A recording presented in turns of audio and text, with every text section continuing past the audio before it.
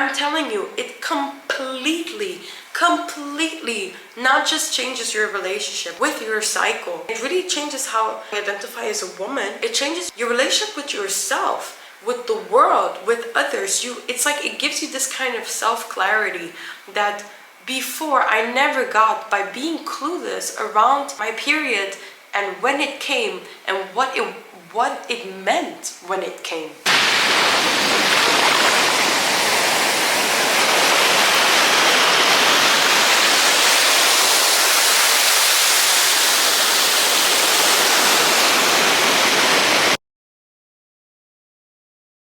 Hey y'all, what's up?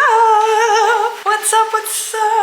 I quickly did my hair because we're gonna have a little chit chat moment, and I was looking a bit too crusty. That's it. Like, I wasn't planning on making this an actual conversation, but I realized that I have things to say. Basically, today is my one day at home. Last week, I went to Paris for Fête de la Musique, which, stay tuned, y'all getting a video about that. My weekend there was not that crazy, just a little heads up. We were like very strategic about where we wanted to be and like safe, because Fête de la Musique, especially Paris, can get real sketch. Anyway, so on Friday I left for Fête de la Musique, and yesterday I left Orly to go to Barcelona, where I would have a layover to come to Tenerife. And literally like 15 minutes before my flight started boarding, as I was walking towards the gate, I felt this pressure in my pelvis and I knew I was gonna get my period. And literally when I got onto the plane, before we even took off, I went to the bathroom and I had my emergency kit, which my emergency kit, I'm gonna show you what my emergency kit looks like. This is my emergency kit.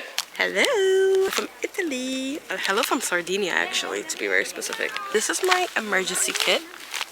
I got this at a wedding as a gift from the bride and groom, who donated money to an orca organization to help preserve orcas. So I'll show you guys what's in my little emergency kit. I thought this would be more engaging than just showing it at home. First of all, I have a pad, and that's what saved my life on my trip. Secondly, and most importantly, I have wet wipes. Usually what I also have is disinfecting wipes, but I ran out, so this is just all I have. Then I've got a bunch of little plasters that are actually kind of fucked up right now. Oh god. Okay, maybe these are not great ideas, but I have a bunch of these little ones. It's one big one that I just chopped up in many little ones. I have those, and then I also have a big plaster which is waterproof. This one's very good for like beach days. For example, once with my boyfriend we went to a charco, which is like a natural pool, and cut himself. So we had these plasters to keep him safe, and he could still go into the water, which is very good. Then I have a little mirror. This mirror is my mom's. I stole it from her. This mirror, I remember this from when I was like, not kidding, when I was like 3 years old. Like, I remember the first mirror, like, I don't know what you call this, like mirror that you walk with, like mirror, purse mirror, I ever saw was this one in my entire life. And it still looks very much the same. I think when I saw it for the first time, it only had this side, which was a zoom inside, that broke and fell out because it's so old. I'm 25 years old, so this thing is over 20 years old, and it's still alive. And I just stole it from my mom's because it was somewhere in the bathroom and she wasn't really using it. She uses it like once every 2-3 years. She remembers she has it, and then she uses it, and then she lets it go. And I was like, you know what, I'm gonna be using this all the time. And I really do use this all the time. I use this usually when I have my lipstick. This is usually never in my emergency kit, but I went to Paris, so this trip when I went to Fête de la Musique, I literally, I forgot my lip combination, so I decided to just keep this on my emergency kit, because the emergency kit is usually always in my bag, so I thought it made sense to put the lipstick combination in there as well. Then I have a nose spray, eye drops, which is good because I have allergies right now. And wait, what else? Oh, I have a little herpes cream for when there's a little herpes flare-up, because unfortunately your girl has herpes on the lip. And I have, oh wait, I have this one as well, just sticking to the plaster, but I have these very sharp tweezers in case, because it's happened very often that I've gotten, like, you know, wood splinters in my feet or my hands, and then I couldn't take it out. And at least with these I can always take it out. Believe me, it happens very, very often. And then I have my favorite, my absolute favorite lip balm, Psychoplast. I swear on these, you guys. I swear on these. These are so, this one is so good. It's a barrier repairing balm, but I feel like it's also the only one that keeps you safe from the sun. And then finally, I have a condom, which I'm not gonna show on screen. But I have that one around even when I know I'm not gonna do anything. Or I have that one around, and even the pad I usually have around, even if I know that I'm not on my period, because other people might need it. And I think that's then useful when other people have it too. So yeah. This is my emergency kit. It has everything I feel like I would need in terms of like a little emergency, just anything to really keep me going. And this one comes, as I said, this one comes everywhere with me. Anytime I leave the house, when I'm back in Tenerife on the island, this one comes with me as well. This one's gonna go to the trash. Yes, and now let's get back to the story time of me getting my period and this emergency kit literally saving my life. Bye! Thank God I had a pad in my emergency kit, because literally as we took off, I could just feel my body releasing. And usually when I'm on my period, I don't instantly have like a flow. Also, I'm not even gonna be like, this too much TMI, because this is literally something that we all experience as women. And if this conversation makes you uncomfortable, then I guess you should go ahead and try to keep an open mind, because actually the things that I'm gonna talk about are things that, as a young woman who's struggled with period pain a lot and is trying to like get to know her body, I could really appreciate like an open dialogue around this subject. So try to keep your mind open. Basically, I instantly felt like my flow just started, and usually that's not the case. I get like a little sign, and then 2-3 hours later my flow starts, and that's also then when my pain starts. So I know I've been able to track down my period pain. The moment I see sign of me having it, that I instantly take a painkiller, because if I take a painkiller once the pain has started, it doesn't solve my problem anymore. Then I stay in pain. Because the thing is this, I've had period pain since I want to say my second year of getting my period. I got my period when I was, I want to say like 13 years old, and I was okay for a year, maybe 2, and then my period pain basically started. And my period pain is very, very bad. I've pretty much got tested for everything. Multiple gynecologists have checked me, the hospital has checked me, and they all say the same thing, that I physically am extremely healthy. Thank God. I even once got complimented by a gynecologist. She was like, "You have beautiful ovaries." And I was like, girl, I mean, I didn't need another reason to feel good about myself, but now that's a first. Anyways, so I never really had an issue on a physical level regarding my period pain and why it's been so bad. Because it's not on a physical level. I've been trying to figure out on which level it could be. And so a way I've been doing that is by first tracking my period, seeing how even it is. Because when I was going through the gynecologist for so often, because I was doing all these testing, they asked me the same thing: is your period regular? And I think that's the thing that, like, if you don't pay attention to, you assume it is. But it's actually very important to track just how regular it is. But I've been tracking my period first with the Flow app. I used the Flow app for a really long time until I started using astrology to track my period. And yo, when I tell you, this completely changed the game for me. This completely changed how at peace I became with my period. Not the pain, because the pain I still have not solved, unfortunately. But I feel like integrating astrology in my physical autonomy has definitely helped me understand and respect what my body requires of me. I started realizing that I started bleeding whenever the moon was in Scorpio for a really long time. The reason I noticed that was because whenever my period started, I would always feel very antisocial. And I know that for most women that's the case, but for me it was like I cannot look at others and I don't want others to look at me. It's generally like I need to be completely isolated in order to feel like I have energy, like to regenerate myself. Whenever I kept saying like I just really want to be alone, and I was on my period, and then I noticed that that would always happen when a moon was in Scorpio. I'm a Sag rising, which means that Scorpio sits in my 12th house, if you use the whole house system. I do. 12th house is the house of isolation. It's the house of the subconscious. It's your blind spot. It's the portal to the other side, basically. Me bleeding when the moon was in Scorpio and therefore activated my 12th house made sense why every time I got my period, I was like allergic to being around people. I didn't want to be around anyone, not my boyfriend, not my roommate, not my, like no one. But most importantly, it had to be about me and myself and having a moment of truth. Whenever my period came, it always felt like a release needed to happen. I always was crying about some kind of pain that I had experienced. I was thinking back about a situation that I felt never even really bothered me, and it came up and I was crying my eyes out. Like, that first day was such an intense day to be going through. And once I found out that it was happening and I was bleeding with the moon in Scorpio, I was like, you know what? How about, instead of fighting this and trying to make plans and still trying to socialize and still trying to force myself to not honor what my body's asking for me, why don't I just treat it like an astrology day? Where if the moon is in Scorpio and it's in the 12th house, what would I naturally have done? I would have naturally isolated myself, and even if I wasn't in the mood for it, I would still do it because I knew that's something that my body probably needed. And 9 times out of 10, not even 9 times out of 10, 10 times out of 10, girl, I got something out of it. And so I was like, okay, when my first day of the period, if I bleed, when the moon is in Scorpio, so the moon's in my 12th house, I will be alone, I will be isolated, I will be prepared. And what started happening is that I shifted the narrative around what it means to be a woman who bleeds every month. It really completely changed everything for me. It made it so much easier to live with my period. I was bleeding with the moon in Scorpio for I want to say 6 months or something like that. And then all of a sudden my period changed.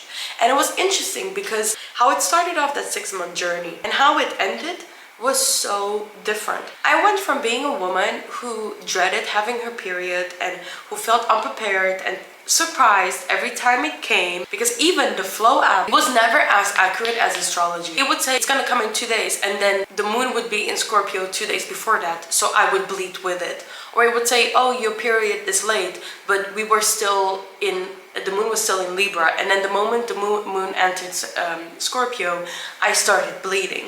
And so even the Flow app wasn't so accurate. But finally I had found something that made it something that I could work with. And it was crazy because by the end of it, by the end of the 6 months, and by the way, this was never planned.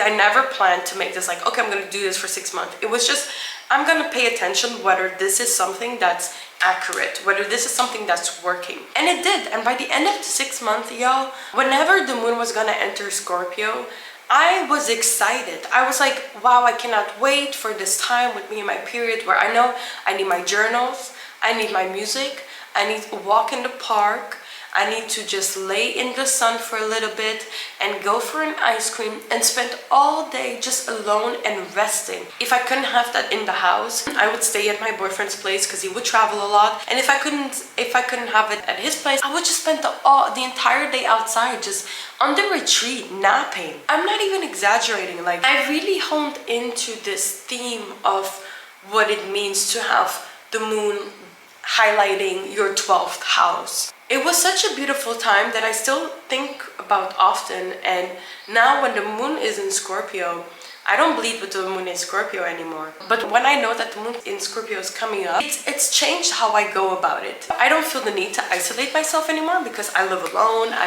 Life has changed a lot. It makes sense why I don't need to have this alone time as much, because I have it. But I go into it way more gentle. And so that was a beautiful thing that happened by me learning to trust the process of when the moon is in what, and when I bleed according to when the moon is in what. Because after this, it changed. After all this isolation, I started bleeding when the moon was in Aquarius, which for me is my 3rd house, which is the house of neighborhood, of communication, of transportation, of short distance travel. When I started bleeding when the moon was in Aquarius, y'all, the only thing I wanted to do was talk. I didn't want to be alone anymore. I didn't want to be isolated anymore. I wanted to talk to people. After all this isolation and all this thinking and introspection, I now felt the need to let it out, to bring out what I had been so quiet with for so long. It was necessary for me to be quiet because it was necessary for me to understand what was going on in my head. But then it was just as important for me to bring it out and connect to others through it, because I had to speak my mind. And it was so funny because that was in a stage in my life where I had learned that I needed to speak up. That was the lessons that I was recovering from when the moon was in Scorpio. Afterwards was a lesson that I had to apply. I was bleeding when the moon in Aquarius. I could feel this need to communicate coming up. I could feel how me having been quiet all this time before was leading me towards using that voice, not keeping that just inside. But it was a stage of life where it was so uncomfortable and it was so unfamiliar and it was so scary that it made sense that I felt so emotional around the concept of talking. And it made sense that I bled with the theme of communication, because what I was doing was I was letting go of the relationship that I had learned to have with communicating with what's on my mind, y'all. Like, when I tell you, this goes on a whole other level of so much self-understanding. If you know astrology enough and you know your chart enough as a woman who bleeds, to integrate that with your cycle, I'm telling you, it completely not just changes your relationship with your cycle. It really changes how you identify as a woman. It changes your relationship with yourself, with the world, with others. It's like it gives you this kind of self-clarity that before I never got by being clueless around my period and when it came and what it meant when it came. And so that with the moon was in Aquarius, and that was the time I was talking. Like, the first day of my period, that was usually when something would happen and I would need to have a conversation with someone. And I did, and those were hard, but those were extremely transformative. And then guess what? I say transformative on purpose because after these 3 months of hard talking to people, I did that again. I started off feeling completely uncomfortable about talking to people about an issue, towards feeling more at peace with it, feeling a bit more confident with it, feeling a bit more comfortable with it. And so the moment that happened, I gently entered a new cycle. I stopped bleeding when the moon was in Aquarius, and I started bleeding when the moon was in Cancer. And this has happened since last year, I want to say like November or something, that I've been bleeding with the moon in Cancer. And it makes sense because Cancer sits in my 8th house. The 8th house has to do with intimacy. It has to do with shared resources. It has to do with transformative experiences. It has to do with vulnerability. It has to do with emotional exchange. There's a lot of layers with the 8th house, but most importantly, it's a house that belongs to Scorpio. And so it's a house where you find a lot of transformation, a lot of experiences that are very emotionally hard and challenging, but they're extremely cathartic as well because they lead towards liberation. This, I feel like, has been something that's been a theme in my life because I was transforming as I was going through this thing. And even in my other interpersonal relationships, I was finding that there was a new kind of exchange that was happening. Not really just in my relationships, but really on an emotional level. The way I went about relating to others, the way I went about the things that were happening in my life, the way I went about my finances that I shared with other people. For a while, I'm going through this like emotional change of understanding the give and take that relationships require. The 8th house comes after the 7th house, which is the house of relationship. The 8th house is kind of like when you take that deeper. A relationship is not just two people, it's not just you and me. It's everything else that's shared between us. It's the space here in between. So that brings about naturally conversations of what is this thing in the middle that holds us together. These last few months, I've been really in this space. I'm still bleeding when the moon is in Cancer. Now I've entered Gemini, like this month. That's why I thought I was gonna get my period tomorrow, because this is actually what I wanted to talk about. I left to Paris for the weekend. I came back yesterday. I have today at home, and tomorrow I'm supposed to fly to Berlin, where then on Sunday I'm going on a secret destination that my boyfriend planned. And I was supposed to get my period tomorrow on Wednesday, but instead I got it yesterday. So I'm not bleeding. Well, it could just be 1 month, but let's see. But I think I'm entering a new stage of my life where it's not anymore about the shared resources. It's really about the foundation of relationships that I need to be looking at. Because I'm bleeding, I bled this month with the moon in Gemini, which is my 7th house. And even if that's just this month, for me personally, this really fits because this month, I would say the area of life that's impacted me the most would be in my relationship with others. And this is not to say in a bad way, this is not to say in a good way, this is to say in an objective way that this is what has been affecting me the most this month. Me just learning to honor my cycle and using astrology as a tool to get to know my body and my cycle and my womanhood, therefore better, has been mind-blowing. Mind-blowing, y'all. It's been so good. It's been so helpful. I feel less lost. I feel more excited to get my period. I'm not like, oh, please don't let me get my period. I'm like, I cannot wait to see if there's still lessons in this stage, in this area, or if my life, or whether I'm entering a new one, whether I have to look at a different sector of my life and give that more attention, or maybe reflect on how that's been making me feel.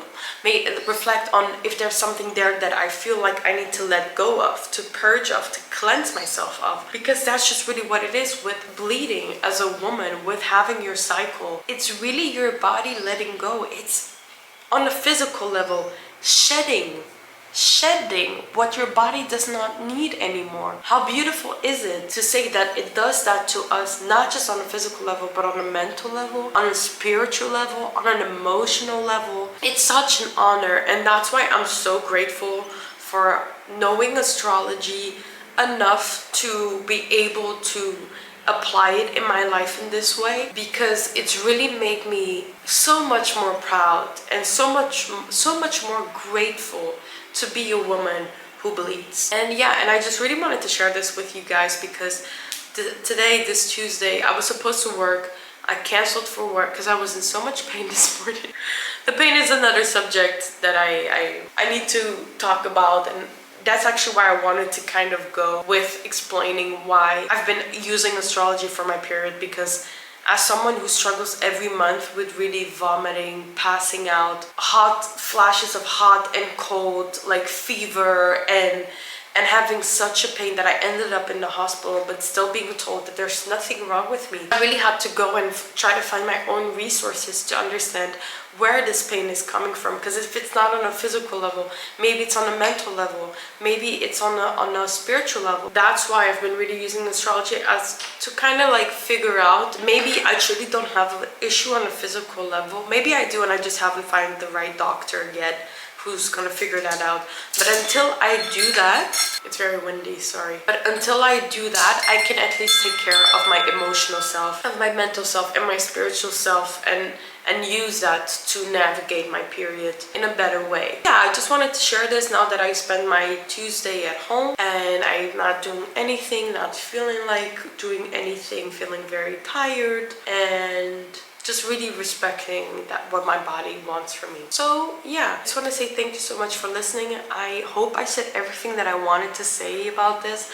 I didn't really prepare this conversation, but this is a conversation that I've been wanting to have for the longest. I don't have anyone in my life who follows their period based on astrology, so I'm thinking it's just maybe something that others aren't even aware that that's an option. And on the other hand, I'm hoping that there's others who do, who have maybe doing this for years or longer, or have just started, and I want to make this like a space where we can honestly talk about it, because it's helped me so much, just me personally, but I know that we could help each other more. So yeah, I hope you enjoyed this conversation. I hope that this has helped you, that this has taught you a little bit of something. I've been in the spiritual life path, I want to say like 3 years now, and it's been very beautiful, but it's been very hard navigating things, and I feel like I'm genuinely still learning. I've never been aware of what it's like to bleed when the moon is in Gemini, which is activated in my 7th house. Like, it's probably happened before, but I was never conscious of it. So this is also still something now that I'm navigating this month for the first time, and why not navigate this together, you know?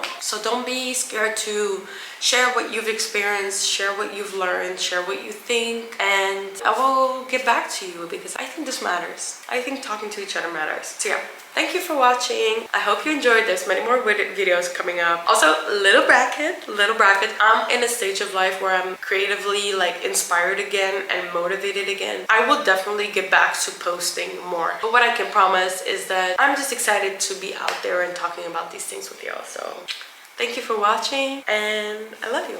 Bye.